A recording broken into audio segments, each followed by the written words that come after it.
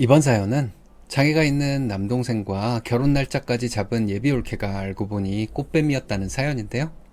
그 꽃뱀을 나락 보내주었다는데 무슨 일이 있었던 걸까요? 함께 보시겠습니다. 사연 시작 전에 좋아요, 구독 부탁드리겠습니다.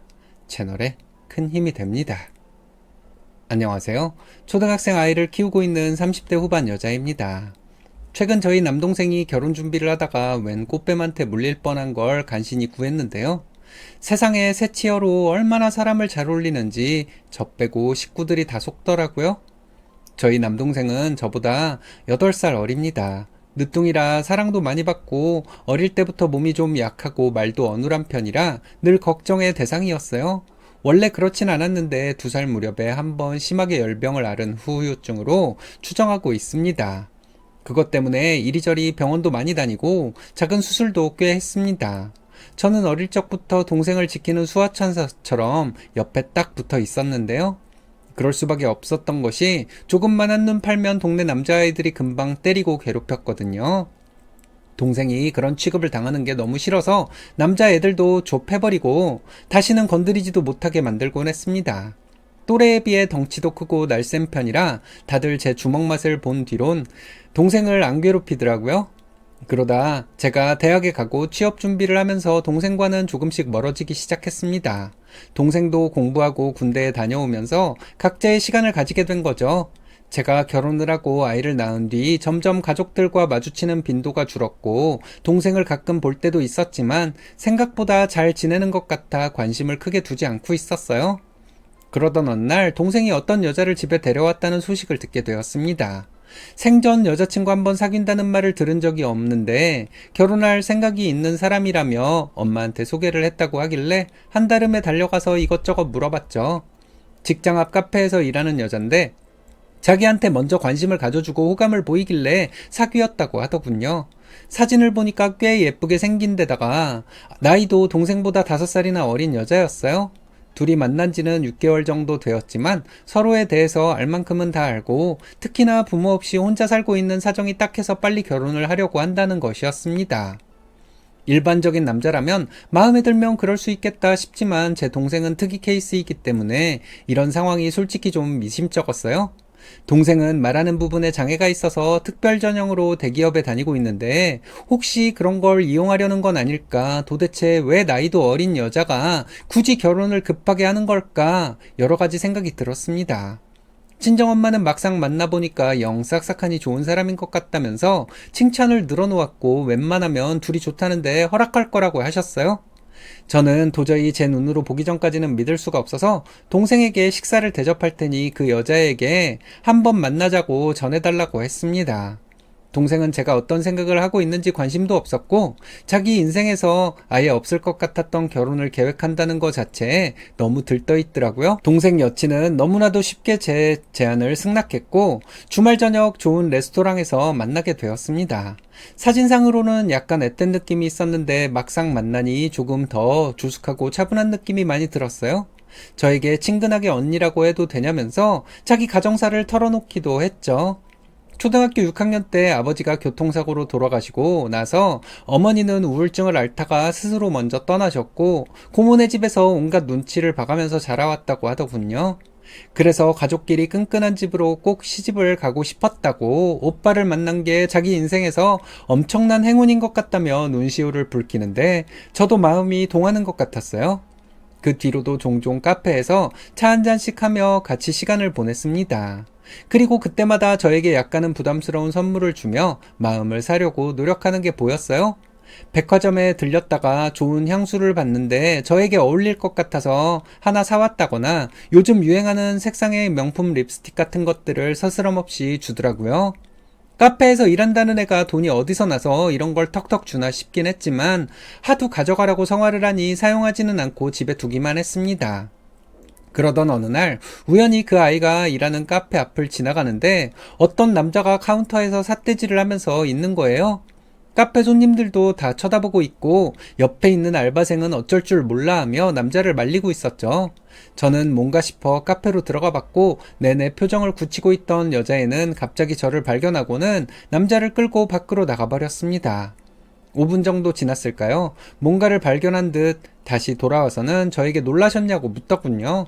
고등학교 때 만나던 남자친구인데 정신병이 있어서 한 번씩 자기를 집착해서 찾아온다고 별거 아니라는 듯 이야기를 하더라고요. 저는 아무리 그래도 그렇지 남 영업장까지 와서 행패를 부리는 건 좀 아니지 않냐? 경찰에 신고해야 하는 거 아니냐고 했는데 여자애는 괜히 소란스럽게 할 필요가 있겠냐면서 대화 주제를 돌렸습니다. 당사자 빼고는 다 심각한 상황이었는데 어떻게 이렇게 태어날 수가 있나 의아했답니다. 하지만 동생은 이 여자에게 푹 빠져서 얼른 결혼을 하려고 준비를 시작했고 그동안 모아둔 돈과 집에서 보태준 돈을 합쳐서 집을 얻으러 다녔어요. 2억 정도 되었으니까 조금 낡아도 리모델링을 잘하면 꽤나 살만한 집을 구할 수 있었던 것 같습니다. 웨딩 촬영이랑 기타 여러 가지 것들을 준비하면서 기뻐하는 남동생을 보니 이제 앞으로는 우리 가족에게 꽃길만 열리겠다는 생각이 들었는데요. 결혼을 2달 앞두고 여자애에게 안 좋은 일이 생겼습니다. 자기를 키워줬던 고모가 갑자기 사고를 당해 당장 수술비가 필요했던 건데요. 지금 수중에 돈이 없어서 고민이라고, 그래도 이 땅에 하나 남은 혈육인데 죽게 내버려둘 순 없지 않겠냐고 동생에게 울고불고 하는 걸 엄마가 듣고 말을 하더라고요. 동생은 이 문제에 대해서 굳이 저희랑 상의하지 않고 싶어 하는 것 같은데 어떻게 하냐고 하길래 제가 나서서 동생과 대화를 해보기로 마음을 먹었습니다. 근데 아예 예상외의 이야기를 듣게 되었어요. 그런 위급한 상황이라면 자기도 당장 여자친구한테 돈을 해주고 싶은데 도저히 여유 자금이 없어서 답답했다고 하는 거예요. 5천만 원 정도가 든다고 하는데 당장 우리 결혼할 돈도 빠듯하다면서 넋두리를 하길래 왜 돈이 없냐고 물었죠. 그러니까 하는 말이 실은 이전에도 여자애가 자궁적으로 문제가 있다면서 수술하고 입원하는 비용이 필요하다며 돈을 빌린 적이 있답니다. 회복하는데 비싼 약을 써야 해서 5천만 원 정도를 필요하다고 하면서 저희 동생에게 호소를 했대요. 저희 동생은 또 순진해서 자기랑 나중에 아이까지 낳아야 하는 여자가 그렇게 아프다는데 그 정도 희생을 못하겠냐 싶어서 집 구할 돈으로 먼저 보태줬다고 합니다. 그리고 그걸 자기가 대출을 받아서 막아놓은 상태이고요. 5천까지는 어떻게 해보겠는데 지금 또 빌려주면 1억이 되는 거고 그건 너무 큰 금액이라 고민이 된다면서 저에게 도와달라고 했습니다. 근데 말이 안 되는 게 그렇게 큰 수술이라 치더라도 금액이 너무 비정상적으로 많잖아요. 산부인과 수술도 그 정도 금액일 리가 만무하고요. 저는 일단 남동생에게 아직 빌려주지 말고 시간을 좀 끌어보라고 했습니다. 그리고 이 여자에 대해서 좀 더 파보기 시작했죠. 주변 상가 사람들에게도 물어보고 SNS도 찾아보면서 살피던 도중에 친구의 친구 목록에 얼마 전에 카페에서 봤던 그 남자가 있는 걸 발견하게 되었어요. 그래서 조심스럽게 말을 걸어보았는데 그 남자가 제게 만나서 얘기했으면 좋겠다. 그 여자애 몰래 만났으면 한다. 하고 먼저 제안을 하는 겁니다. 저는 너무나도 조심스러워하는 남자가 이상하긴 했지만 믿져야 본전이라는 심정으로 약속 장소에 나갔어요. 근데 남자가 그때 봤던 얼굴과는 완전히 다른 모습이더라고요. 누구한테 심하게 맞았는지 얼굴에 멍이 다 들고 팔다리가 아픈지 대화 내내 꾹꾹 주무르고 있었어요. 그년 완전 미친년이에요. 누가 엮였나 걱정했는데 남동생분 인생 조지기 싫으면 당장 파혼하고 신고하라고 하세요. 결혼 사기꾼입니다, 그년. 남자가 들려준 이야기는 가히 충격적이었습니다. 그 남자는 3개월 전까지 이 여자애랑 결혼을 준비하던 상대 측이었고 결혼 2달을 앞두고 갑자기 잠수를 타서 찾으러 다니다가 그 카페로 간 거라고 했습니다. 알고 보니 상습적으로 결혼할 대상을 찾아 돈을 뜯어먹고 자취를 감추는 꽃뱀이었고 이 남자도 1억 가까이 되는 돈을 사기당했답니다. 그리고 그날 카페에 찾아간 것도 돈을 갚으라고 이야기하기 위해서였다는데요. 무서운 게 자기를 끌고 나가서는 아는 오빠들 시켜서 묻어버리기 전에 다시는 찾아오지 말라고 협박을 하고 사람을 시켜서 자기를 이렇게 두들겨 팬 거였다네요. 자기 말고도 피해당한 사람들은 다 사회적으로 고립되었거나 장애를 가지고 있는 사람들, 마음을 쉽게 줄 수밖에 없는 환경에 놓인 사람들이었다면서 이제라도 알게 된 것이 저희 남동생에겐 천운이라고 하더라고요. 그래서 이미 동생에게 5천만 원을 빌려갔다. 수술을 한다고 했다는데 사실이냐고 물으니 그게 뻔한 레파토리이고 조금 있으면 가족이나 친구를 팔아서 돈을 더 뜯을 거라고 말해주는데 머리 끝까지 소름이 돋는 것 같았습니다. 그리고 고모고모고 다 없는 인물이래요. 지가 필요하니까 소설처럼 지어서 말한 거라고. 누구한테는 삼촌, 누구한테는 이모라고 속인다고 했습니다. 저는 너무 화가 나서 그 남자에게 이전 사기 증거들을 싹 받고 친정으로 달려갔어요. 싸가지 없는 년이 감히 우리 동생을 벗겨먹으려고 했다니, 그것도 결혼이라는 걸 가지고 그랬다니, 마치 누군가 제 뒤통수를 세게 후려친 것 같은 느낌이 들었습니다. 친정엄마에게 모든 것을 말한 뒤 오늘 밤에 내가 처리를 하겠다, 아무것도 모르는 사람처럼 가만히 있고 이따 도망치려고 하면 현관문을 붙잡고 있으라고 했어요. 그리고 동생에게 오늘 밤 같이 밥 먹으러 와라, 고모 병원비 우리 집에서 해줄 수 있으니까 꼭 오라고 하라고 했죠. 동생은 아무것도 모르는 상황에서 제가 그렇게 말하니까 무슨 수가 생긴 줄 알았을 거예요. 그녀는 자기가 뚝배기 깨질 걸 전혀 예상하지 못했는지 와인을 하나 사왔더라고요. 저녁 먹으면서 한잔 하려고 했다고 웃으면서 씨부리는데 입을 쫙 찢어버리고 싶었습니다.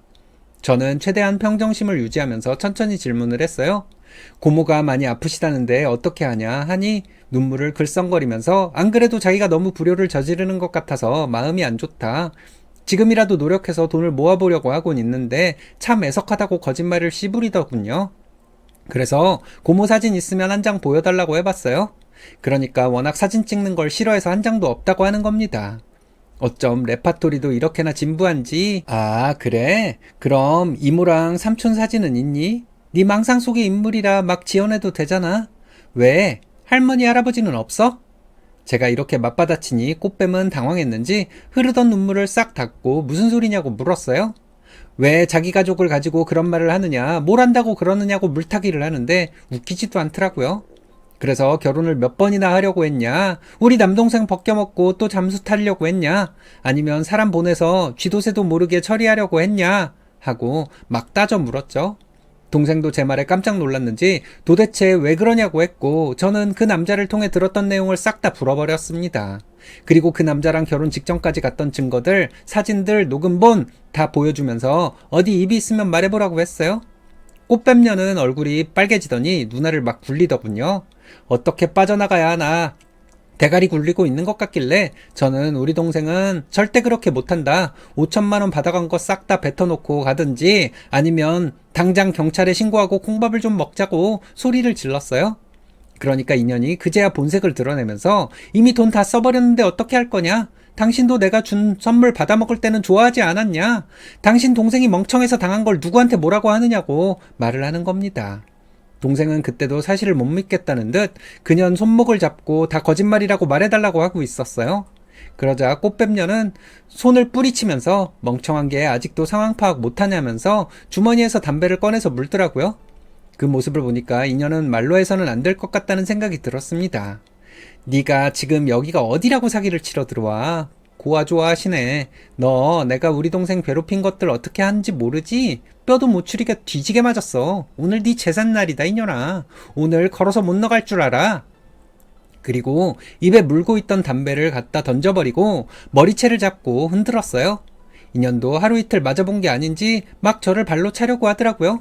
하지만 제가 남자하고도 싸워 이긴 여자예요. 발로 지근지근 밟아버리면서 따귀를 갈겼습니다. 그리고 인연이 아까 사온 와인을 머리 위로 쫙 부어버리고 말했죠.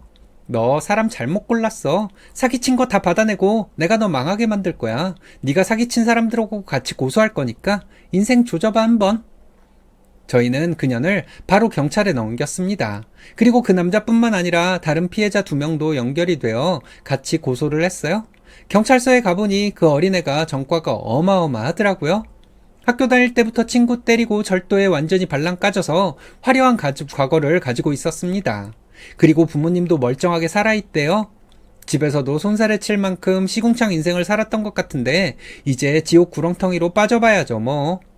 저희 남동생은 아직 충격에서 벗어나지 못하고 있습니다. 아마 오래 걸 것 같아요. 하지만 이런 년에게 더 당하지 않은 것에 대해 저에게 고맙게 생각하고 있는 것처럼 보이긴 해요. 아픔을 치유할 수 있도록 좋은 짝이 나타나겠죠. 하여튼 꽃뱀 한 마리 큰 거 잡은 것 같습니다. 여러분도 사기꾼 조심하시고 좋은 연말 보내시기 바랍니다. 장애가 있는 사람들만 골라서 사기치는 아주 질 나쁜 꽃뱀이네요. 사기당한 사람을 보면 사람들은 그 사람들이 멍청해서 사기를 당했다고 뒷말을 하죠. 사기꾼들이 사기만 연구하는 것들인데 사기꾼한테 말려드는 사람은 똑똑하고 멍청하고 상관없어요. 수호천사 같은 누님이 있어서 다행입니다.